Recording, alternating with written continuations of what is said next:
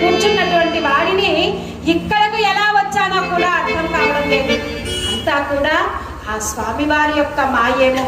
నాకు తిరుమలకు వెళ్ళడానికి మార్గం చెప్పండి, నేను తిరుమలకు వెళ్ళాలి, వెంకటేశ్వర స్వామి వారిని దర్శించుకోవాలి అంటూ అది చెప్పగానే అందరూ కూడా ఒక్కసారిగా చిరునవ్వు నవ్వారట. ఆయన నీ భాగ్యమే భాగ్యం. ఎందుచేతనంటే మేమందరము కూడా తిరుమలకు కాలినడకన వెళుతున్నాం కనుక మా వెంటరా, నిన్ను కూడా నా స్వామి చెంతకు తీసుకొని వెళుతావు అని ఆ భక్త బృందం అన్నమయ్యను తమ వెంట తీసుకువెళుతూ ఉన్నారట.